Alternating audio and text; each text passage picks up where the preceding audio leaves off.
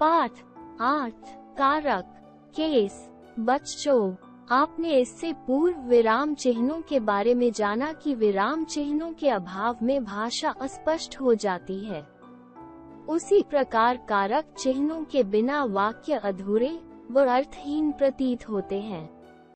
विराम चिन्हों की तरह कारक चिन्हों का भी भाषा में महत्वपूर्ण स्थान होता है। कारक चिन्हों को विभक्ति चिन्ह अथवा परसक कहा जाता है। कारक का शाब्दिक अर्थ होता है करने वाला। अब नीचे दिए गए वाक्यों को ध्यान से पढ़िए व समझिए कि कारक का भाषा में क्या योगदान है। 1. राम सीता पुष्पवाटिका देखा। 2. वो बस विद्यालय जाता है। ऊपर दिए गए वाक्य पढ़ने में अटपटे लगते हैं व आपस में जुड़े हुए नहीं लगते, अर्थात इनका अर्थ स्पष्ट नहीं हो रहा है। इन वाक्यों को इस प्रकार लिखने पर 1. राम ने सीता को पुष्पवाटिका में देखा। 2. वो बस द्वारा विद्यालय जाता है। अब यह वाक्य आपस में जुड़े हुए लगते हैं व इनका अर्थ भी स्पष्ट हो रहा है। जिन चिन्हों द्वारा इन शब्दों का संबंध जोड़ा गया है उन्हें कारक चिन्ह या परसक कहते हैं। संज्ञा या सर्वनाम के जिस रूप से वाक्य के दूसरे शब्दों के साथ इनका संबंध पता चलता है उसे कारक कहते हैं।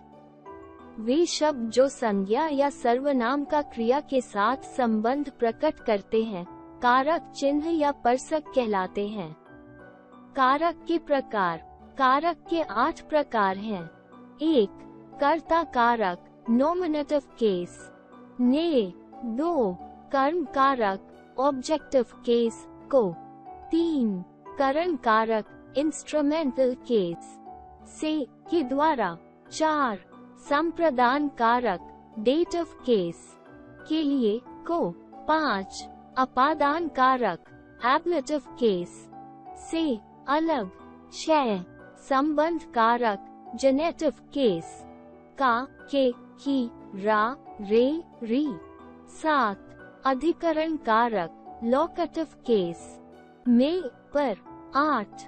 संबोधन कारक वोकेटिव केस हे अरे ओ। 1. कर्ता कारक जिन शब्दों से क्रिया के करने का बोध होता है उन्हें कर्ता कारक कहते हैं। इसका परसक ने है। जैसे 1.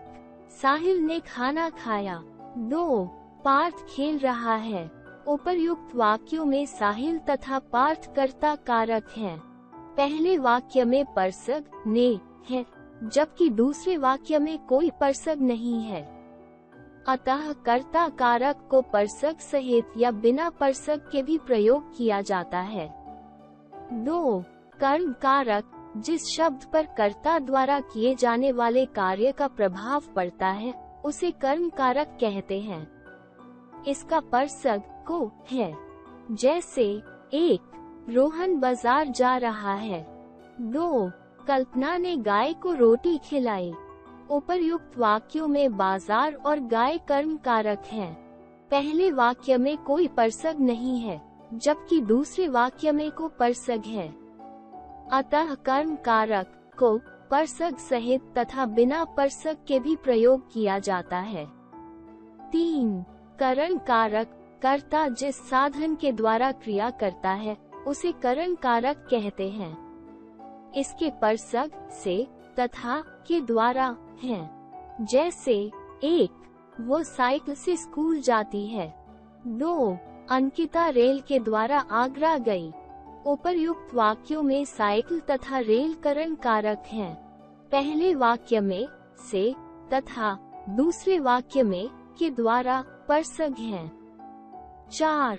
संप्रदान कारक कर्ता जिसे कुछ देता है या जिसके लिए कोई क्रिया करे उसे संप्रदान कारक कहते हैं। इसके परसक के लिए तथा को हैं। जैसे 1. अनीता आभा के लिए रामायण लाई। 2. बच्चे को दूध दे दो। उपर्युक्त वाक्यों में आभा तथा बच्चे संप्रदान कारक हैं। पहले वाक्य में के लिए तथा दूसरे वाक्य में को परसक हैं। 5. अपादान कारक जिन शब्दों से किसी वस्तु या व्यक्ति का अलग होना पाया जाए उसे अपादान कारक कहते हैं। इसका परसग से है, जैसे 1 पेड़ से पत्ते गिरते हैं, 2 वो छत से गिर पड़ा। उपर्युक्त वाक्यों में पेड़ तथा छत अपादान कारक हैं। दोनों वाक्यों में से परसग है। 6 संबंध कारक, जो शब्द वाक्य में आए अन्य शब्दों से संबंध बताते हैं उन्हें संबंध कारक कहते हैं। इसके परसग का, के, की तथा रा, री, रे हैं। 1 ये पेन रुचि का है। 2 वे हमारे कक्षाध्यापक हैं। उपर्युक्त वाक्यों में रुचि तथा हमारे शब्द संबंध कारक हैं। पहले वाक्य में का तथा दूसरे वाक्य में रे परसग है। 7 अधिकरण कारक, जिन शब्दों से क्रिया के स्थान या स्थिति का बोध होता है उन्हें अधिकरण कारक कहते हैं।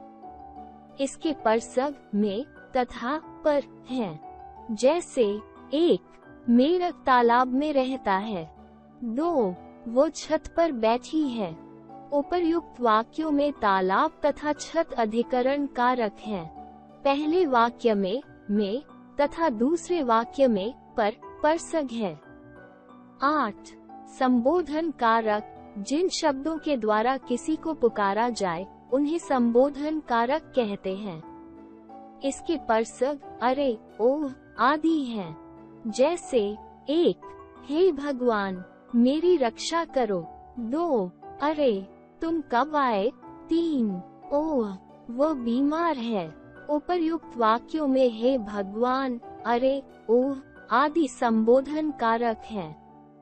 कर्म कारक और संप्रदान कारक में अंतर।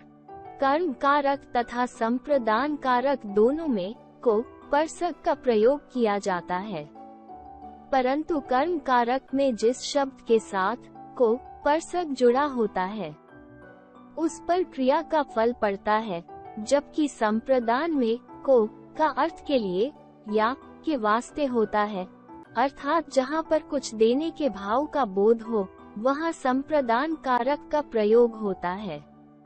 जैसे 1 पिता ने पुत्र को पत्र लिखा, कर्म कारक।